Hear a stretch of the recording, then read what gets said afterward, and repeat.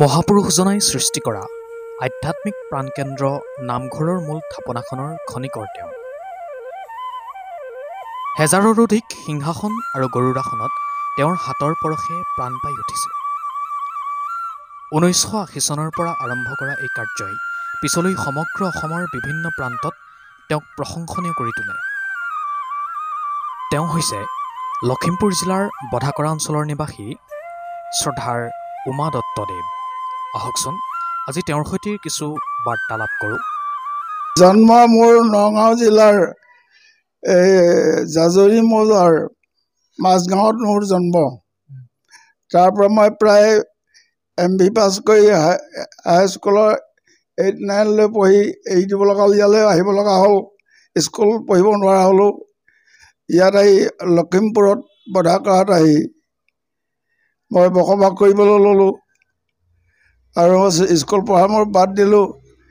বাদ দি মই খেতি পথাৰটো তেনেকৈ নাই কৰা বাৰু। এই বেপাৰ বাণিজ্য কৰিবলৈ ল'লোঁ। দোকান এখন খোলাম বুলি দোকান দিলোঁ প্ৰায় 10 বছৰ কাল। আৰু এই 20 বছৰ কাল মই আসন বনোৱা কাৰ্য কৰিলোঁ। লখিমপুৰ জিলাৰ প্ৰায় সকলো অঞ্চলতে তেওঁৰ গুৰু আসনে খ্যাতি অৰ্জন কৰাৰ সময়তে ধেমাজি, গোগামুখ আদি অঞ্চলতো তেওঁৰ গুৰু আসনসমূহ দিব্যমান হৈ আছে। যোৰহাট, শিৱসাগৰ, অৰুণাচল আদি ঠাইসমূহতো তেওঁৰ এই প্ৰতিভা আমি দেখিবলৈ পাওঁ।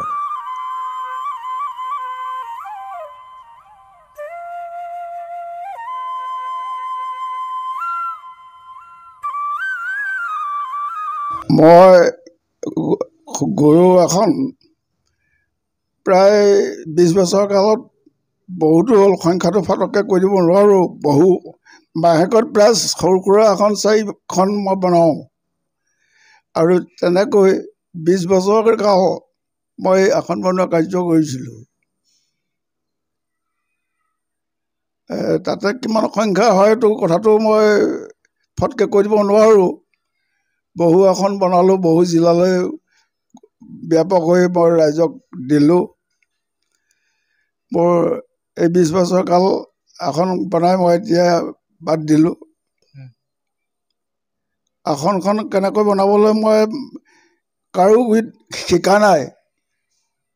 মোৰ এটা আৰ্টিষ্ট গুণ, ছবি আঁকিব পৰা মোৰ এটা গুণ আছিলে। সেই গুণটোক লৈ মই প্ৰথম মূৰ্তি এটা বনাইছিলোঁ, বিষ্ণু মূৰ্তি চতুৰ্ভুজ 3 ফুট ওখ।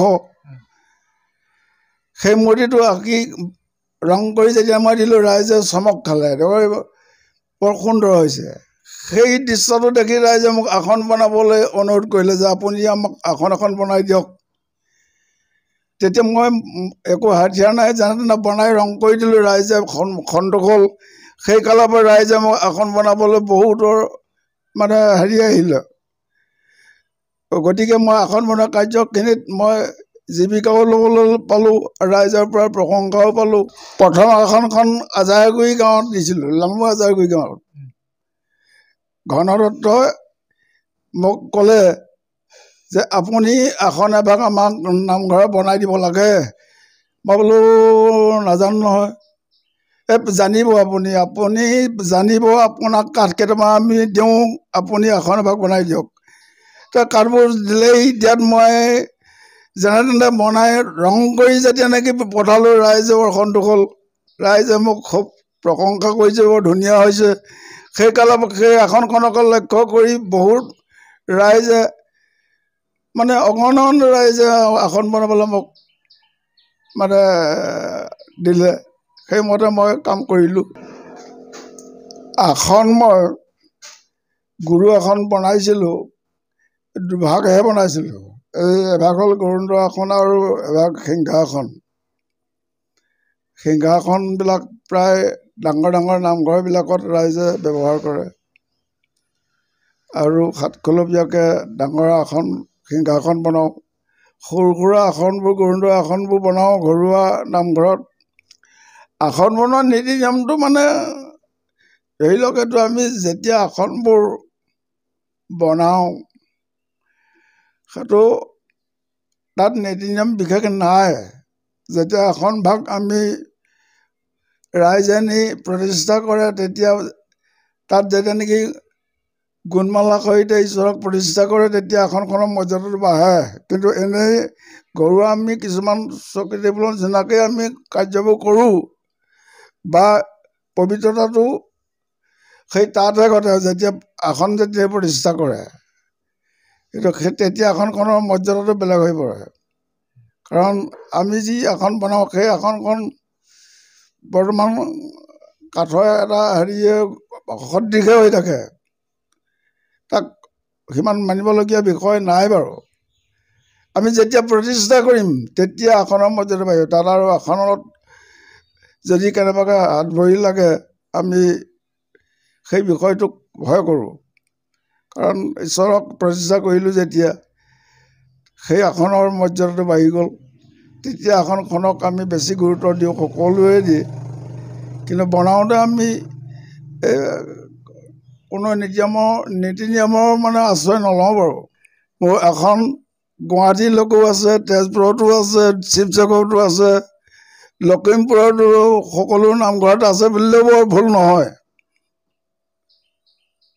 আৰু গোগামুখত বেছিকৈ আছে মোৰ ধেমাজি অঞ্চলত। গতিকে এই কামখিনি মই দুপইচা উন্নতি হোৱাৰ উপৰিও ৰাইজৰ পৰা বহু সন্মান পাইছিলোঁ, ৰাইজে মোক খুব ভাল পাইছিলে। গতিকে জিৰ'টো গৈ মই বনালোঁ, জিৰ'টো মোৰ আসন আছে। মোৰ ঘৰত বৰ্তমান মোৰ ল'ৰা দুটা, ছোৱালী তিনিজনী। আমি মা দেউতাক আৰু ল'ৰা ছোৱালী 5টা, আৰু ল'ৰা দুইটাই বিয়া পাছ কৰিলে, কৰি এটাই LIC এজেণ্ট হ'ল, এটাই ৰেলৱে মানে চাকৰি পালে, আৰু ছোৱালীকেইজনী বিবাহ দিলোঁ। আৰু বৰ্তমান এতিয়া সৰু ল'ৰাটো বোৱাৰী, নাতি দুটি, এইষতে আমি পৰিয়ালটো আছোঁ। এতিয়া মই আসনৰ কাৰ্যবিলাক কৰিবলৈ এৰিলোঁ। মোৰ কাৰ্যখিনি মই মোৰ ভতিজা এজনকে কাম কৰিবলৈ মই শিকাই দিলোঁ। সেই ভতিজাজনে এতিয়া বৰ্তমান আসন বনাই বহু উন্নতি হৈছে আৰু বহুতৰ পৰিচিত হৈছে।